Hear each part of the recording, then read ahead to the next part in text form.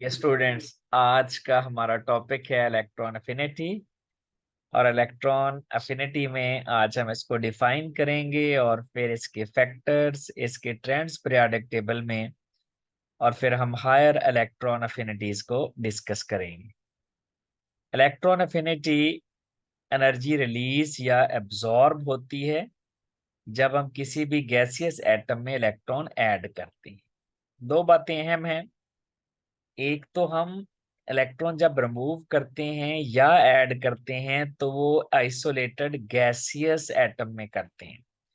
यानी जब तक एटम एक दूसरे के पास है, ये एलिमेंट है, तब तक आप इलेक्ट्रॉन ऐड नहीं कर पाएंगे इनकी आपस में फोर्सेस ऑफ अट्रैक्शन की वजह से। तो पहले हम क्या करते हैं, इनको सेपरेट करते हैं, इस तरह से अलग अलग कर लेते हैं, फिर इलेक्ट्रॉन ऐड करते हैं। और दूसरी बात, जो हमने आयोनाइजेशन एनर्जी में पढ़ा था कि वो हमेशा एंडोथर्मिक होती है, लेकिन जो इलेक्ट्रॉन अफिनिटी है ये एक्सो भी हो सकती है और एंडो भी हो सकती है, यानी एनर्जी रिलीज भी हो सकती है, एब्जॉर्ब भी। दोनों तरह का प्रोसेस है। इसके यूनिट वही हैं जो आयोनाइजेशन एनर्जी के हैं, किलो जूल पर मोल या इलेक्ट्रॉन वोल्ट। फॉर एग्जाम्पल, हमारे पास ये फ्लोरीन है जिसके वैलेंस शेल में 7 इलेक्ट्रॉन है। हम इसमें एक इलेक्ट्रॉन ऐड कर देते हैं तो इसका ऑक्टेट कंप्लीट हो जाएगा, ये हमारे पास बन जाएगा फ्लोराइड। यानी ये फ्लोरीन का एटम है, जबकि ये इलेक्ट्रॉन लेने के बाद बन जाएगा फ्लोराइड। अब इस प्रोसेस में जो एनर्जी रिलीज होती है, that energy is called electron affinity. तो ये इलेक्ट्रॉन अफिनिटी है 3 to 8 किलो जूल पर मोल। अब देख लेते हैं इसके फैक्टर्स। फैक्टर्स वही हैं जो आयोनाइजेशन एनर्जी और इलेक्ट्रोनेगेटिविटी के हैं। पहला है इफेक्टिव न्यूक्लियर चार्ज। ये जितना ज्यादा होता है इलेक्ट्रॉन के लिए अट्रैक्शन उतनी ही ज्यादा होती है, यानी इलेक्ट्रॉन अफिनिटी ज्यादा होती है। शील्डिंग इफेक्ट, चूंकि इलेक्ट्रॉन की रिपल्शंस होती हैं और इसमें न्यूक्लियर अट्रैक्शन कम हो जाती है, तो ये जितना ज्यादा होता है इलेक्ट्रॉन अफिनिटी कम होती है। इसी तरह नंबर ऑफ शेल्स बढ़ने से भी शील्डिंग इफेक्ट बढ़ता है और फिर इलेक्ट्रॉन अफिनिटी कम होती है।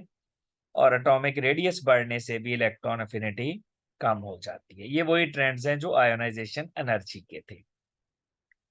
पीरियोडिक टेबल में ट्रेंड देख लेते हैं। अक्रॉस द पीरियड, जब हम फ्रॉम लेफ्ट टू राइट जाते हैं, यानी लिथियम से हम फ्लोरीन की तरफ जब जाएंगे, तो इस तरफ को जाते हुए चूंकि साइज स्मॉल होता है, साइज स्मॉल और इफेक्टिव न्यूक्लियर चार्ज ज्यादा होता है, तो इस तरफ को जाते हुए इलेक्ट्रॉन अफिनिटी बढ़ती चली जाती है। तो across the period electron affinity ज्यादा होगी from left to right. Down the group, चूंकि नंबर ऑफ शेल्स बढ़ते हैं, शील्डिंग इफेक्ट बढ़ता है और एटॉमिक रेडियस बढ़ जाता है, इफेक्टिव न्यूक्लियर चार्ज कम हो जाता है, तो इलेक्ट्रॉन अफिनिटी कम हो जाती है। अब चूंकि क्रॉस द पीरियड बढ़ती है, तो इसका मतलब है सबसे ज्यादा जो इलेक्ट्रॉन अफिनिटी आएगी वो सेवंथ ग्रुप की आएगी। इस ग्रुप की इलेक्ट्रॉन अफिनिटी सबसे ज्यादा है, हाईएस्ट है।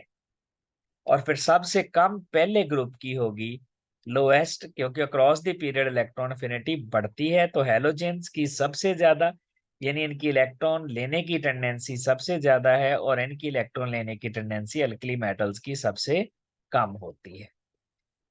लास्ट में देख लेते हैं सेकंड इलेक्ट्रॉन अफिनिटी। देखें, ये ऑक्सीजन है, वैलेंस शेल में 6 इलेक्ट्रॉन हैं।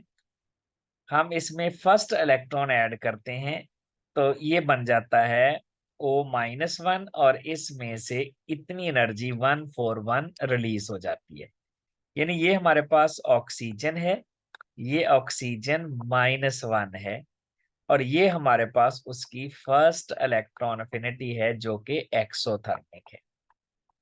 अब जब हम इसमें सेकंड इलेक्ट्रॉन ऐड करते हैं O-1 में, जिसके वैलेंस शेल में 7 इलेक्ट्रॉन है, अब एक और इलेक्ट्रॉन ऐड करते हैं, तो ये इलेक्ट्रॉन ऐड करना मुश्किल होगा। वजह क्या है? क्योंकि इसके ऊपर पहले से नेगेटिव चार्ज है, इसमें इलेक्ट्रॉनिक रिपल्शंस पहले ही बढ़ चुकी हैं, इस एक इलेक्ट्रॉन के आने की वजह से रिपल्शंस बढ़ी, इफेक्टिव न्यूक्लियर चार्ज कम हुआ।